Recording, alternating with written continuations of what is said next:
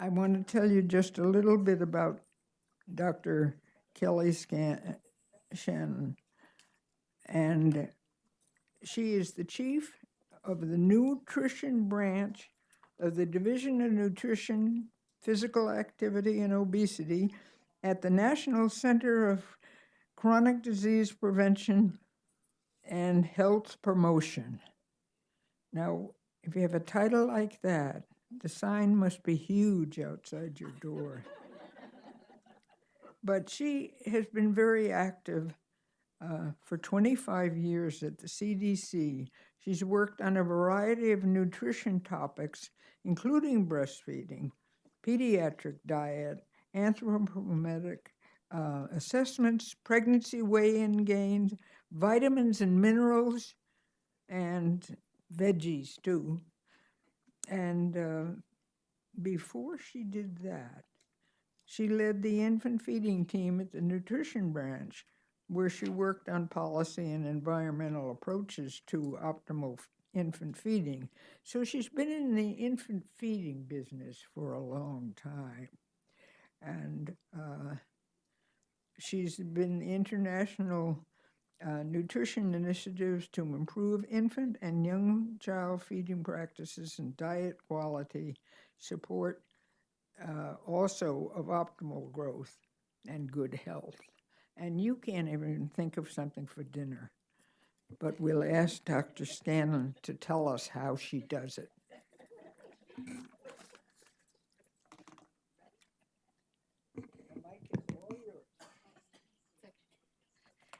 I get the presentation after lunch when everyone's a little tired. First, I want to say that I actually left CDC less than a year ago, had a wonderful, wonderful career at CDC, and I am now at I'm the director of the Special Nutrition Research and Analysis Division at Food Nutrition Service. But even before that, I want to thank you for inviting me here. It's an honor to be at the Academy of Breastfeeding Medicine, and it's an honor to be, for the first time, representing USDA Food and Nutrition Service at the Academy of Breastfeeding Medicine. At USDA, where I've been now almost a year, I'm in the Office of Policy Support, and that is the office at the Food and Nutrition Service, or FNS, that conducts the research to inform and evaluate the 15 food and nutrition assistance programs that are administered by FNS. One of those programs is the Special Supplemental Nutrition Program for Women, Infants, and Children, or WIC. And so we were asked to come and present one of our largest studies that we have on the evaluation of the WIC program. And if I think this whole audience is familiar with WIC, but I'll just give a sentence or two.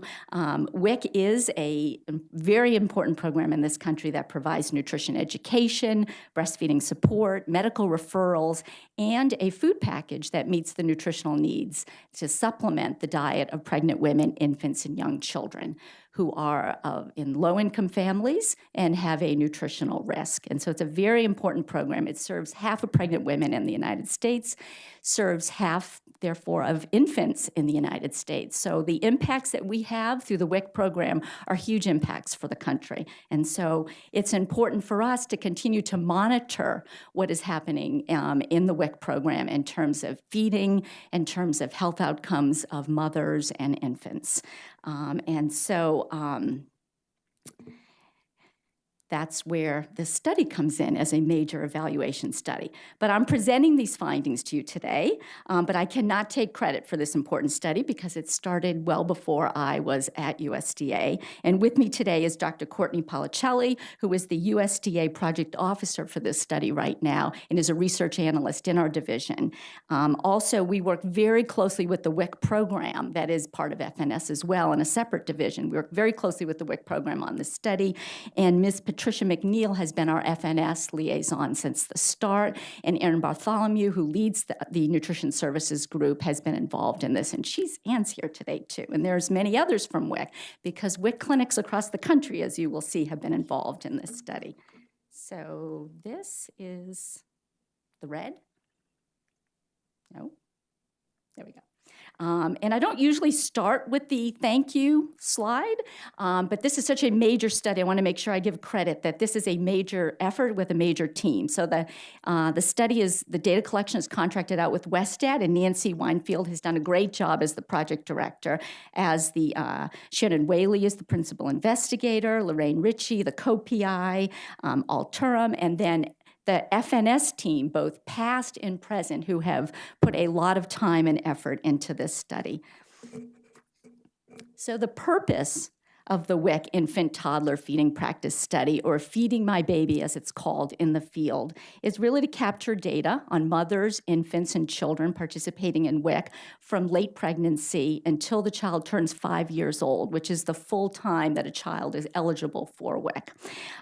It focuses on infant and children's feeding practices, and then looks at associations between the WIC services that mothers are receiving or caretakers are receiving and their infants' feeding practices, as well as the family feeding, and health and nutrition outcomes of the children receiving WIC.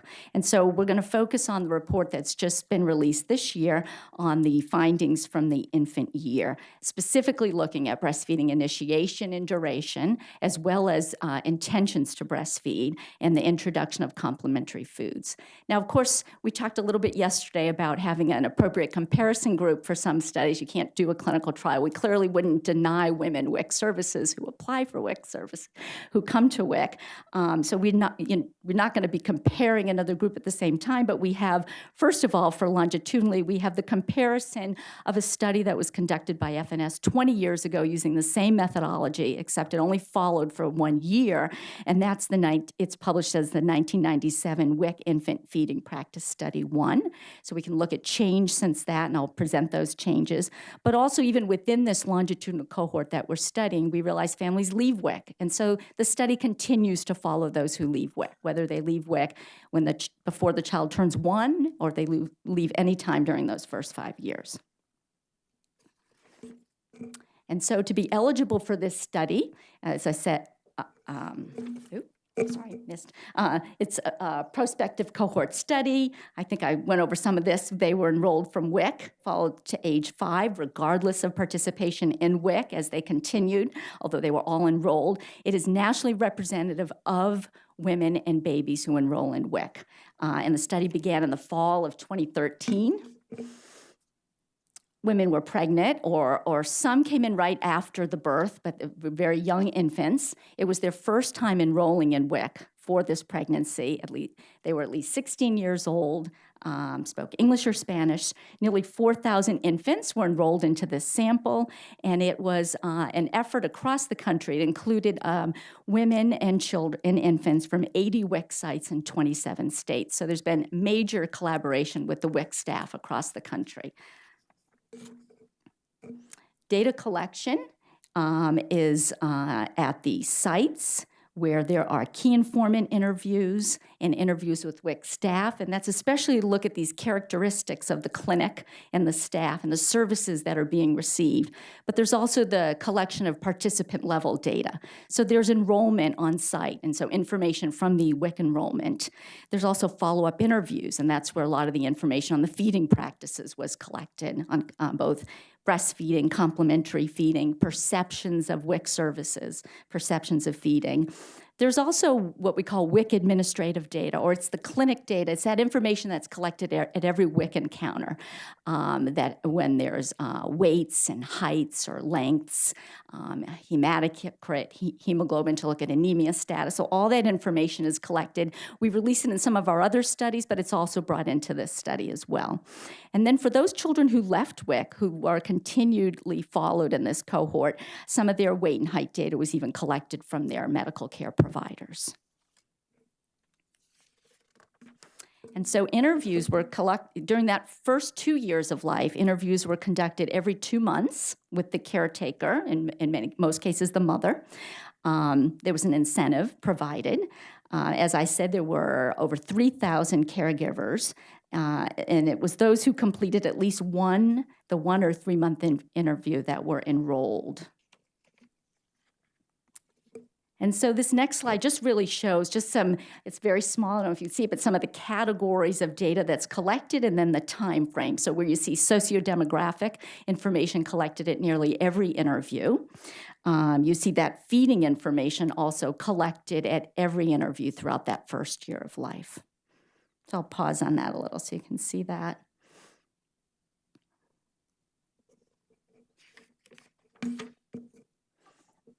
So to help guide the analyses on the breastfeeding beliefs and intentions, the research team developed a conceptual model before the start of this study, and that model of infant feeding practices, as you see in this figure.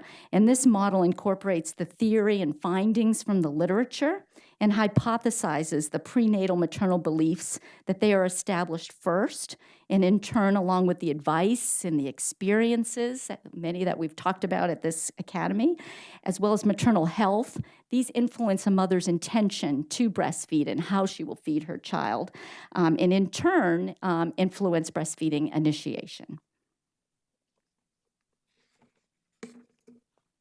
So I'm going to start with providing just some of the sociodemographic characteristics of the sample of the cohort. These are the unweighted statistics. And so this shows that in the cohort of 3,777 infants or mothers, about 59% are white, 26% African American, and then a combination of other racial groups of 15%, and about 38% of the sample is Hispanic.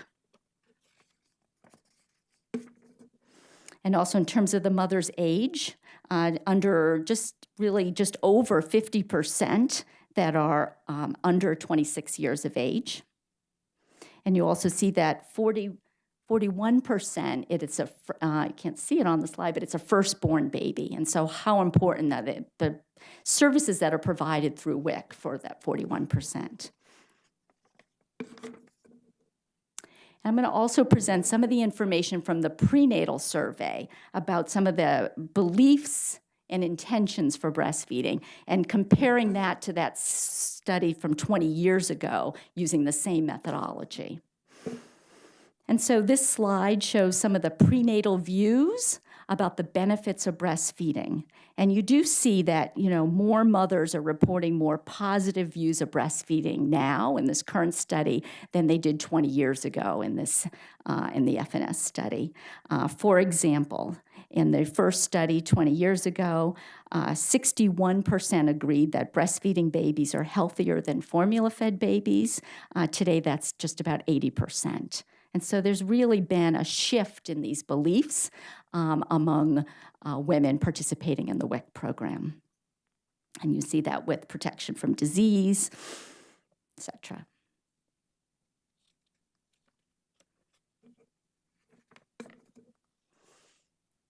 Also, the prenatal views on the barriers to breastfeeding have changed in 20 years. 20 years ago, 41% of mothers participating in WIC believed that breastfeeding would tie the mother down. 34% believed that breastfeeding would take too much time, and that's clearly, under 20% now. And so, I'm continuing to see that cultural shift in the perceptions and beliefs around breastfeeding. And I thought it was so important to show the statement on 20 years ago, 61% of women believed that, I think there's no pointer, correct, but if you go down, the 61% that breastfeeding in public is not something that they wanted to do, and now that's 37% of women. And so more comfort with breastfeeding in public places. Still, though, the belief that breastfeeding is painful. And this next slide shows how the study team used a scale for looking at mother's intention to solely breastfeed, to use only breast milk. And so this is using a methodology that was developed by Nomsen Rivers and Dewey. And it is generalizable to low-income populations. And so mothers were asked a series of questions regarding their plans on whether they plan to breastfeed at all, whether they plan to be only breastfeeding at 1 month, 3 months, 6 months. And it ends up being a whole scale of 0 to 16, with those higher scores representing a stronger intention to solely breastfeed. And the mean score was about 10 for this population. But I think what was important is the way this slide shows that, there it goes, that nearly 75% or 3/4 of the prenatal WIC participants had a moderate or very strong intention to exclusively breastfeed. And by exclusively breastfeed here, it's milk, breast milk as the only milk source. It doesn't take into account complementary feeding, was not part of the scale. And so a lot of interest in breastfeeding and WIC, and so you know, a lot of opportunity for support through the peer counseling WIC support, breastfeeding support that's provided by WIC. So now we're going to look at the breastfeeding practices from the data. So this slide has a lot of information. I think it's in the 2-page summary that's in the materials. There's a much larger report of all the findings that's also on the website that I'll show you as well. But the darker graph shows the breastfeeding rates over that first year for this cohort from the recent study.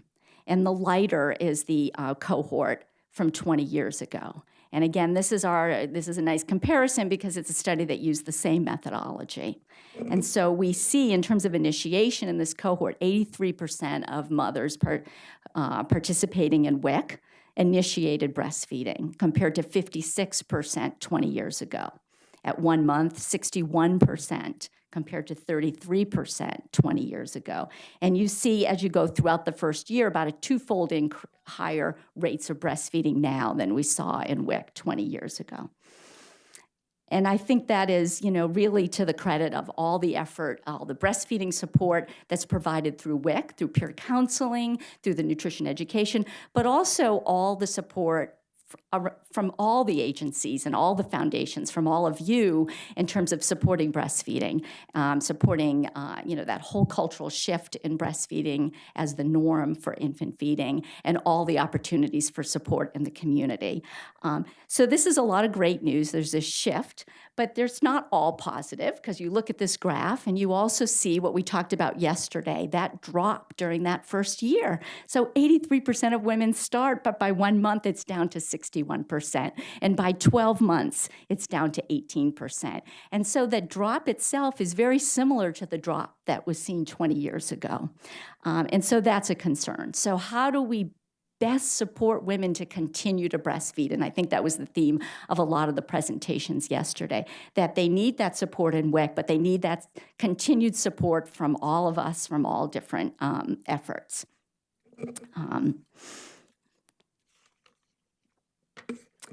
The other news that's not as good as I would like to say, so we have high rates of breastfeeding, and we saw that there's that drop in breastfeeding, that women are not meeting those American Academy of Pediatric recommendations to breastfeed for at least 1 month, for at least 1 year.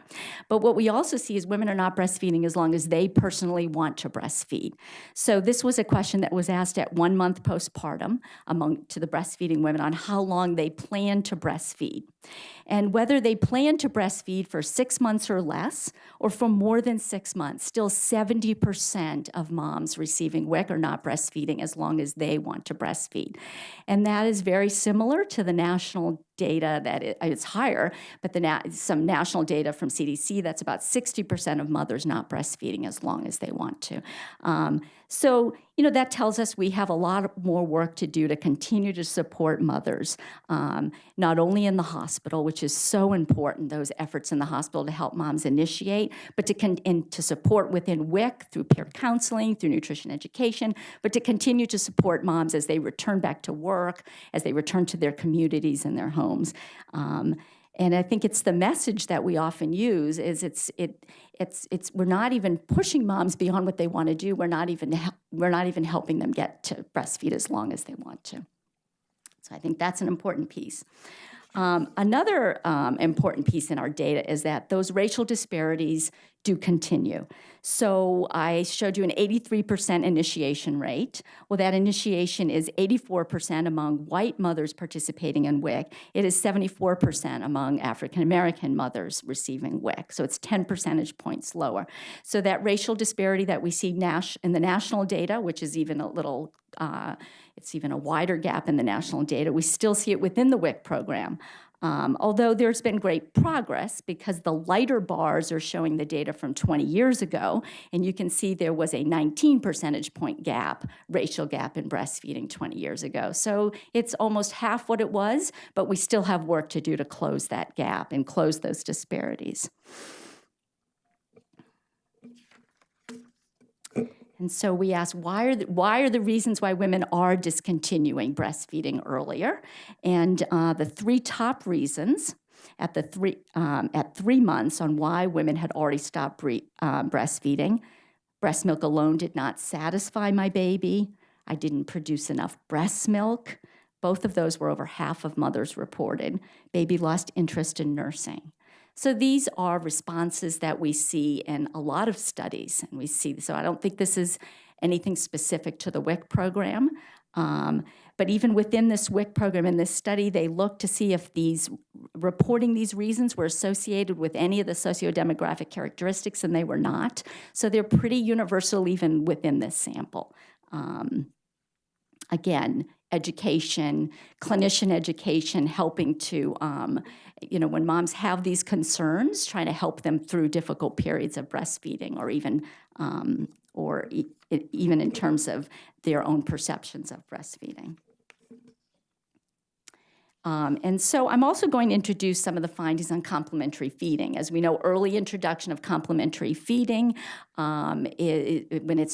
complementary feeding is so important, very early introduction. While it ends exclusive breastfeeding, it also has been associated with reduced duration of any breastfeeding, as well as some health concerns. And so I'm going to compare again the data from this recent study that's published this year to the study from 20 years ago. So 20 years ago in the WIC population, 62% of caregivers were introducing complementary foods before 4 months. That was the recommendation 20 years ago, around 4 months, even though today it is around 6 months. Even in the current study, we're looking at introduction before 4 months, because at the time the data was collected, there was still some inconsistency in the recommendations of 4 to 6 versus 6.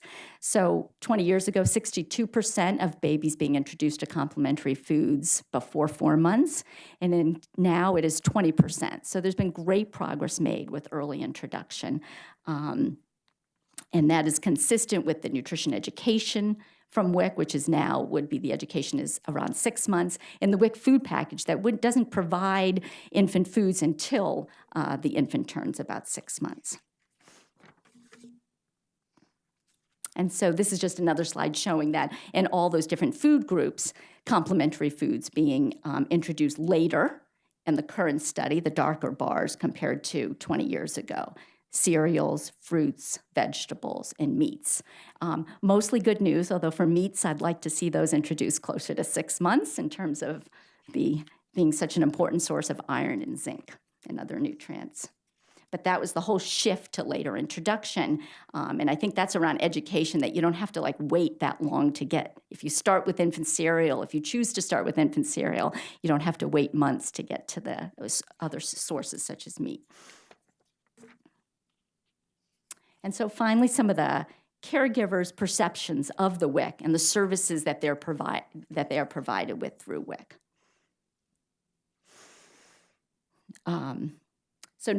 So more than 95% of breastfeeding mothers reported that WIC played an important role in their decision to breastfeed. So that was a very important finding, that it was through their WIC service that they made that decision to breastfeed. And that's really to the credit of the nutrition education that's provided by WIC all across the country, as well as the availability of WIC breastfeeding paracounselors. And there's also that enhanced food package that's provided for breastfeeding women, that it was enhanced even more after the updated food packages that were implemented since 2009. 61% of caregivers identified that enhanced food package as an important factor in their decision to breastfeed. So there's breastfeeding support provided, but there's also a package of very appropriate foods provided for the mother who is breastfeeding.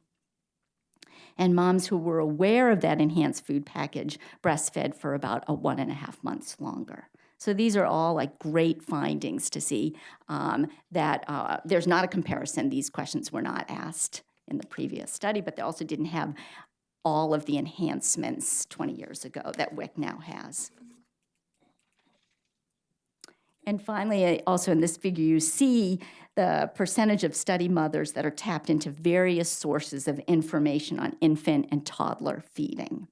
And so they were asked to report their trusted source of information on infant feeding, and they could report as many, they could check off all of them. But what's important here is that 60% said their WIC office or clinic was a trusted source of information on infant feeding for them, second only to their doctor or health professional. So the importance that they're getting that information at WIC and that they're getting the correct information from their doctor and health professional too. So I want to mention the support that WIC provides is not always just that support in the clinic. In some cases, because states have different types of programs at times, in some cases WIC staff will make support calls to postpartum mothers. And this study found that women who receive these support calls are more likely to be exclusively breastfeeding at 1 month than those who do not receive that support call. So I think that's a really important message to carry forward, how important it is to have that, to touch base early, kind of what we heard from Dr. Brown also with the OBGYN also having that earlier touch point. Also, at 3 and again at 13 months, approximately 60% of mothers reported that they had made a positive change in how they feed their families or themselves as a result of something they learned at WIC, with most of those changes involved increased in healthy eating. And so the most common changes at 13 months were they knew how to choose more healthy foods for themselves or for their family, 34%, and that they were eating more fruits and vegetables. There's been a lot of focus on promoting fruit and vegetable intake. With the new food package, there was a voucher for purchasing fruits and vegetables. There's also the WIC Farmers Market program that was promoting fruits and vegetables. So some of the key findings. So that breastfeeding rates have risen dramatically over the past 20 years, and that is the good news. However, we continue to see that like in the national data, although I think the drop is even steeper here, that discontinuation of breastfeeding over the first year of life, telling us that how important that support is.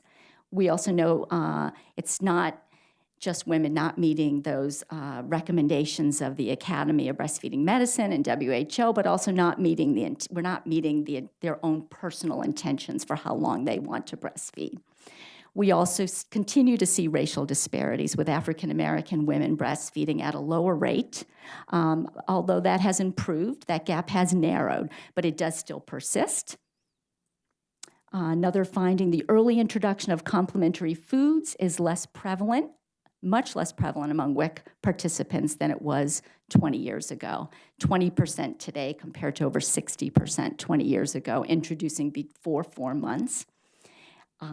The caregivers credited WIC with making positive changes in how they feed their infants and themselves. And I think that's really important. It says a lot for the dedicated WIC staff across the country and providing that support to mothers. I mentioned at the beginning, this is half of infants in the United States. This is 2 million infants. So there's a lot of infants that are getting that support and how important that support is.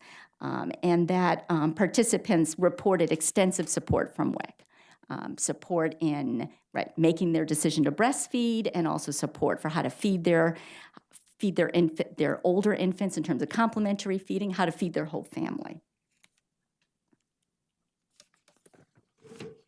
So the future directions. So we are currently at FNS. The research team is analyzing the toddler data. I presented the infant data because that report is out, but this cohort is in progress. So within a year, the report will come out on the comparison and the monitoring up to 24 months. And currently in the field is the collection of, depending when infants came into the study, 36, 42, and 48-month-old data. So there's a lot of reports that will continue to come. So if you wanted, so you have a 2-page summary, but you could download the full report. What I've learned moving to FNS is that it's hard to find the reports. And so we're going to try, there's going to be more coming in the peer-reviewed literature, so in shorter reports, but there is a report that is several hundred pages long that has all the detailed information. And so if you go to our website, www.fns.usda.gov, and you click on research, that's where all the work from the studies that we're working on in the Office of Policy Support are for all the food assistance programs. But you can either do find a report, or you can go straight to WIC, and you can see all the WIC research reports. There's even every other year characteristics of WIC population study that comes on this site. So there you go. There's the WIC infant and toddler feeding practice study that was released in January of 2017. That's the full report. When you go into those sites, you see the full long reports. You also see a 2-page summary. But it's good to see, there's a lot of information that you cannot fit, and there really is a limit of 2 pages on that summary. So, but there'll be a series of journal articles coming out on both the infant findings, but also going forward. There's also resources on the WESTAT website that communicate the findings of this study. So there's different infographics. And I don't know if these are useful to anyone working in the WIC population or any population, but there's different graphics. These are, talking about some of the findings. I think I forgot to mention at one point that this was yes, I think I did, 80 WIC. The study was being collected in 80 WIC clinics in 27 states.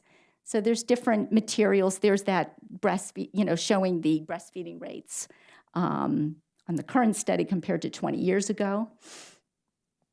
And so all these materials are available, not on our website, but on the WESTAT website. That's all. I'd like to thank the whole team again and answer any questions you might have.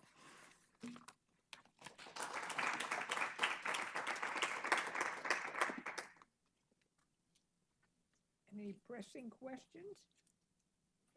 Please. Hi, thank you. That was great. It's wonderful to see those improvements and really very exciting. It was interesting to see the number of breastfed moms who were saying that the enhanced food package was motivational to them. Mm-hmm.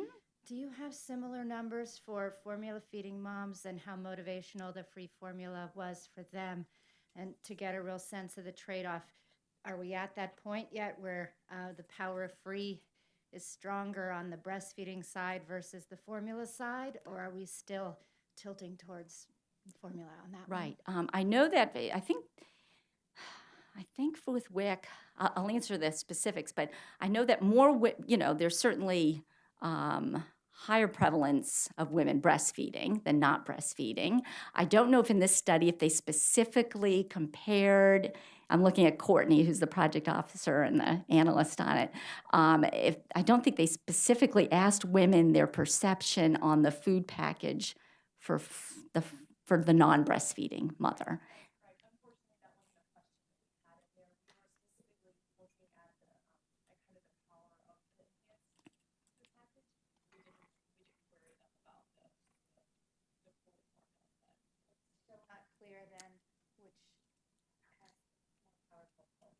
Mm-hmm. Yeah, a breastfeeding mom stays on as a postpartum mom longer on the WIC program. So apart from just the contents of the food package, there's also longer participation for breastfeeding mothers. But it's a good question to try to tease out in some of the other studies.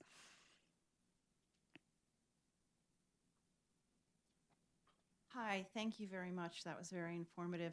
I have a question about peer counselors. I'm doing some peer counselor research, and I'm wondering why there's such variation in the WIC clinic's abilities to recruit peer counselors, and if you can speak to that. And also, I know in Maryland, WIC peer counselors get $10 an hour, and this is really important work.